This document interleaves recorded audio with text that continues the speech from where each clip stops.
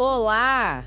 Que bom ter vocês conosco. Nós somos uma IA desenvolvida pelo site .geek. Curadoria de conteúdo humana por Gordo Geek. Eu sou o Eduardo. E eu sou a Jéssica. Bem-vindos à nossa análise de hoje. Hoje a gente vai fundo numa história assim bem impressionante do varejo americano.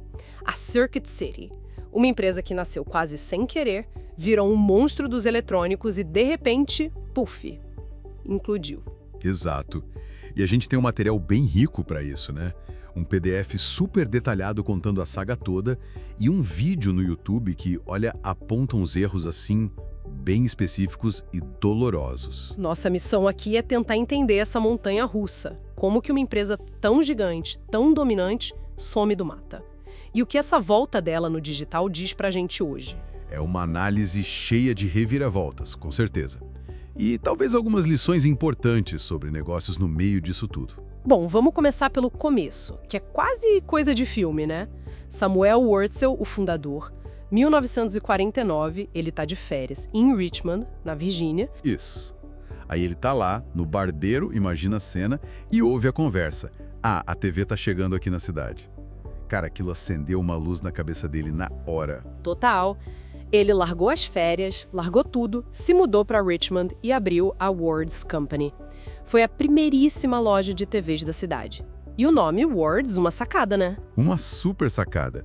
Ele pegou carona num nome já conhecido, Wards, mas não tinha nada a ver com a gigante Montgomery Ward. Foi pura estratégia. E o timing, né?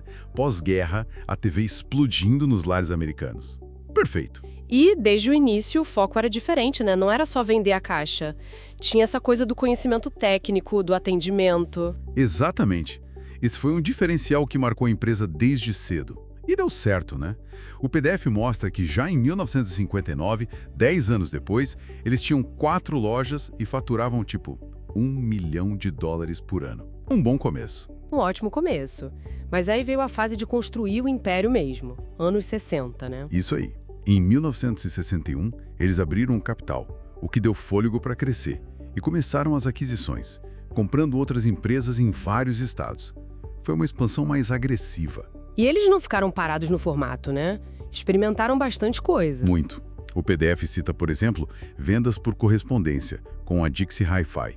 Tentaram lojas menores em shoppings, tipo o Sight & Sound e a própria Circuit City.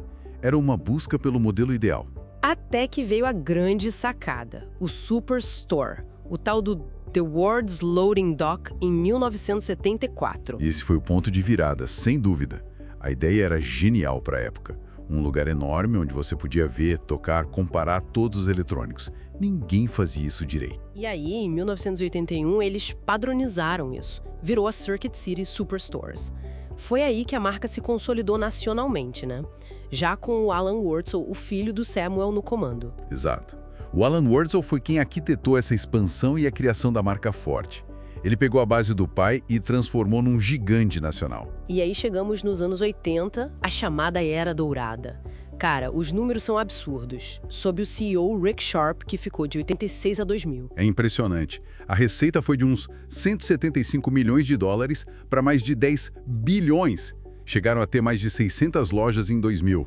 Era o auge absoluto. O que explica esse sucesso todo? Foi só o Superstore? O Superstore foi a base, mas teve mais. O foco no atendimento que a gente falou, bem especializado, eles investiam em treinamento, as demonstrações na loja faziam sucesso. Ah, e aquelas inovações que hoje parecem básicas, mas que eles popularizaram, né? Sim. A garantia de preço baixo, por exemplo.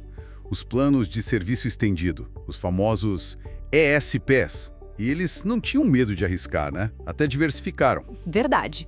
A CarMax, aquela gigante de venda de carros usados, foi cofundada pela Circuit City em 93. E tinham os road shops, focados em som automotivo. Ou seja, uma empresa que inovava, que entendia o cliente, que tinha uma cultura forte de expertise. A liderança do Samuel Wurtzel, depois do Alan Wurtzel, e principalmente do Rick Sharp, foi crucial para essa dominância toda. Mas, como toda história de sucesso, tem a parte que, bom, a coisa começa a dar errado. A liderança depois do Sharp não foi tão feliz, né? Aí a coisa complica.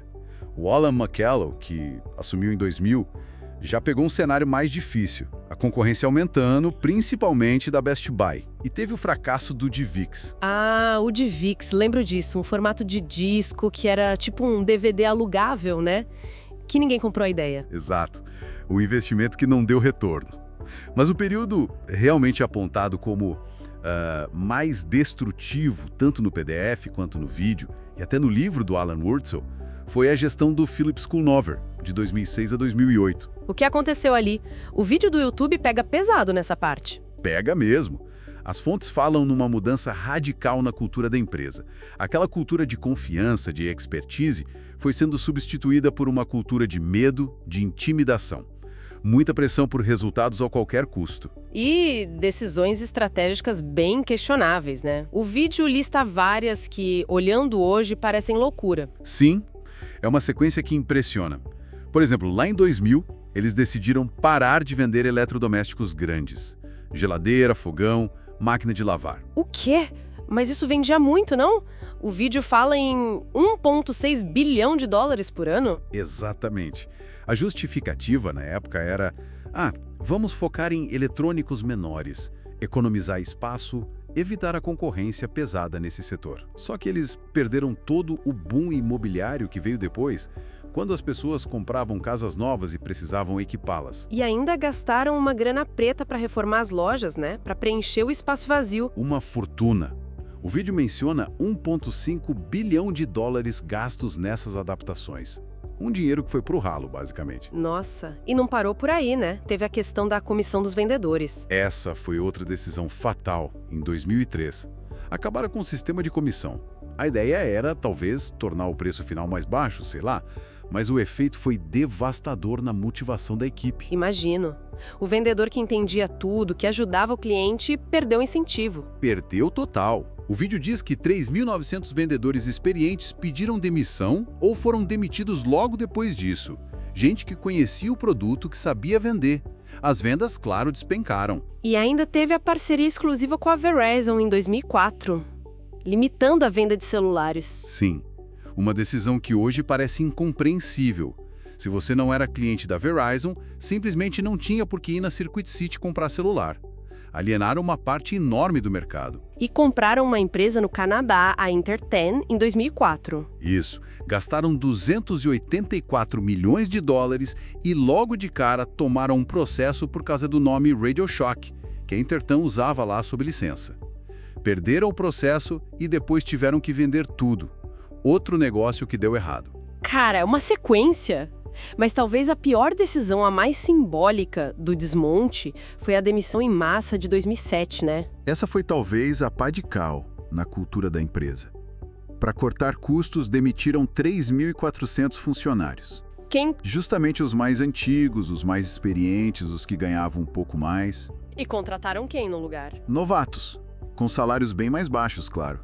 Sem experiência, sem treinamento adequado, o conhecimento acumulado na loja, a capacidade de ajudar o cliente de verdade, simplesmente evaporou. O atendimento foi pro brejo. O PDF corrobora tudo isso, né? E ainda adiciona outras falhas mais estruturais. Sim, o PDF aponta problemas que já vinham de antes, talvez.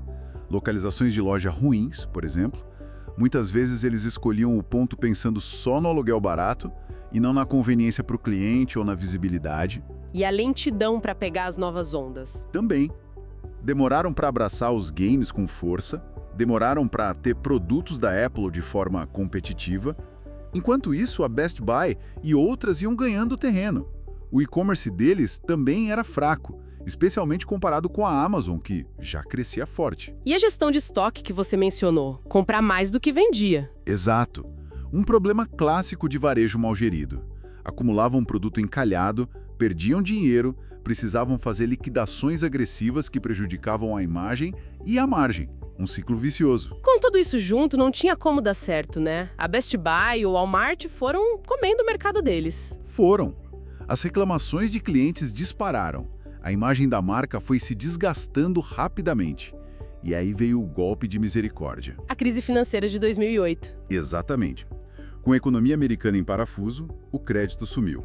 Os fornecedores, que já estavam desconfiados da saúde financeira da Circuit City, apertaram as condições, Exigiram pagamento à vista. E eles não tinham caixa para isso, né? Apesar de terem ativos. Tinham ativos no papel, tipo 3,4 bilhões de dólares. Mas a dívida era de 2,3 bilhões. E o principal, não tinha liquidez, não tinha dinheiro vivo para pagar as contas do dia a dia, para pagar os fornecedores. A situação ficou insustentável. Aí não teve jeito. Novembro de 2008, pediram capítulo 11, a recuperação judicial americana. Tentaram reestruturar, buscaram um comprador, mas não rolou. A Blockbuster até fez uma oferta. Veja só que ironia. Blockbuster, que também estava cambaleando na época, né? Pois é, mas eles acabaram retirando a oferta. O vídeo até conta uma história engraçada e triste. A revista Mad fez uma paródia da situação da Circuit City e a diretoria tentou censurar a revista. Só piorou a imagem, né? Totalmente. E aí, de capítulo 11, foi para capítulo 7, em janeiro de 2009. Que é a liquidação total, sem chance de recuperação. Foi vender tudo que tinha nas lojas para pagar o máximo possível das dívidas, mais de $1 bilhão em mercadorias liquidadas a preço de banana. E o impacto humano foi brutal. Brutal! 30 mil funcionários perderam seus empregos. Um efeito cascata enorme, afetando até a Verizon, que tinha muitos quiosques dentro das lojas deles. E fornecedores gigantes, como HP, Samsung, Sony, amargaram prejuízos milionários com dívidas que nunca seriam pagas integralmente. A última loja física fechou as portas em março de 2009. Parecia o fim definitivo da marca Circuit City. Parecia. Mas marca forte tem valor, né? Mesmo depois de tudo isso... E aí que entra a Systemax. Quem são eles? É uma outra empresa de varejo mais focada em venda direta e online. Em 2009 mesmo, eles viram uma oportunidade e compraram a marca Circuit City, o site, a lista de clientes, tudo por apenas $14 milhões. Só 14 milhões? Depois de ter valido bilhões? Pois é, o vídeo explica que foi num leilão de falência usando um mecanismo chamado Stalking Horse Bid. É basicamente uma primeira oferta que serve para estabelecer um preço mínimo e iniciar o leilão. A Systemax deu o lance inicial e acabou levando. E o que eles fizeram com a marca? Operaram o site CircuitCity.com como um varejista online de eletrônicos por um tempo, até 2012, mas depois parece que não deu muito certo para eles também. Mas a marca não morreu aí, né? Teve outra reviravolta. Teve. Em 2016, um empresário chamado Ronnie Schmoel adquiriu os direitos da marca. E em 2018, ele relançou a Circuit City, de novo, mas agora com uma estratégia bem diferente. Como assim? Qual o foco agora? Totalmente digital. O PDF detalha bem isso. É uma estratégia com vários pilares. Tem a venda direta ao consumidor, D2C, pelo site deles. Tem vendas para empresas, B2B. E tem umas coisas diferentes também, né? Licenciamento. Isso. Eles estão licenciando a marca para outros produtos tipo Powered by Circuit City e criaram um marketplace, onde outras empresas podem vender produtos através do site da Circuit City. É um modelo bem mais leve, sem o peso das lojas físicas. E tá dando certo essa nova encarnação? Olha, segundo as informações do PDF, sim, dizem que a operação já é lucrativa, que já faturaram mais de $120 milhões desde 2018 e tem projeções bem otimistas de chegar a 264 milhões até 2028. Uau!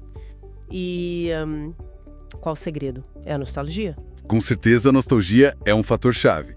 Muita gente ainda lembra da Circuit City, tem uma memória afetiva da marca, da época em que ela era líder.